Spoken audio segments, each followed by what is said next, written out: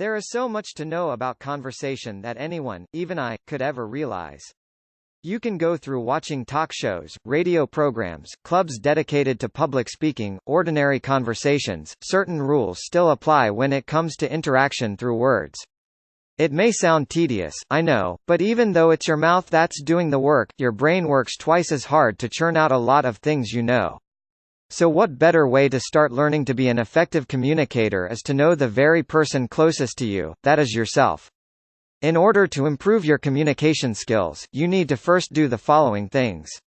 Here are 12 ways to help you improve your communication skills. 1. Educate yourself. Education is all about learning the basics, but to be an effective speaker is to practice what you've learned. My instinct as a guest at every parents-teachers meeting that I attend, taught me that we all have our limitations, but that doesn't mean we can't learn to keep up and share what we know. 2. Just listen. It's just as important as asking questions.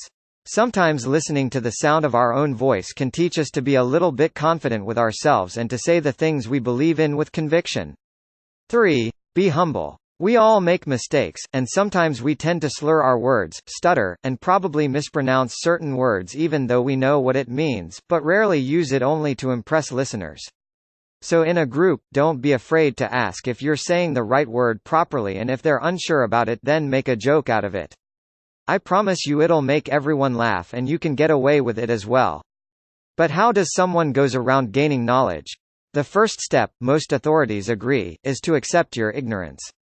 Humility isn't something that comes easily to intellectuals, but you can at least show you understand the need for its appearance by eating these slice of humble pie. 4. Eye contact. There's a lot to say when it comes to directing your attention to your audience with an eye-catching gaze. It's important that you keep your focus when talking to a large group in a meeting or a gathering, even though he or she may be gorgeous. 5. Humor. A little bit of humor can do wonders to lift the tension, or worse, boredom when making your speech. That way, you'll get the attention of the majority of the crowd and they'll feel that you're just as approachable, and as human to those who listen. 6. Interaction. Interaction is all about mingling with other people. You'll get a lot of ideas, as well as knowing what people make them as they are.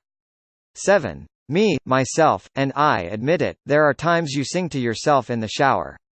I know I do. Listening to the sound of your own voice while you practice your speech in front of a mirror can help correct the stress areas of your pitch. And while you're at it, you can spruce up as well. 8. Smile. A smile says it all, much like eye contact. There's no point on grimacing or frowning in a meeting or a gathering, unless it's awake. You can better express what you're saying when you smile. 9. Emulate role model. There must be at least 1 or 2 people in your life you have listened to when they're at a public gathering or maybe at church. Sure, they read their lines, but taking a mental note of how they emphasize what they say can help you once you take center stage. 10. Preparation. Make the best out of preparation rather than just scribbling notes, and often in a hurried panic. Some people like to write things down on index cards, while others resort to being a little more silly as they look at their notes written on the palm of their hand. Not for clammy hands, please. Just be comfortable with what you know since you enjoy your work. 11. A little learning. A little learning may be a dangerous thing, as the poet Alexander Pope observed, but the general consensus of intellectuals seems to be that too much learning can crush knowledge. Knowledge, as distinct from learning, is desirable, with wisdom being valued above either commodity. To appear wise as well as learned, feel free to use some of what follows in conversation. 12. Acquire knowledge. Knowledge is just the beginning though. Intellectuals strive for wisdom, which means, essentially, admitting that the more they know that they don't know. Furthermore, knowledge and wisdom can't be compelled and can't be controlled. Should the conversation take a turn in this direction, make sure your guests know where you stand on the issue.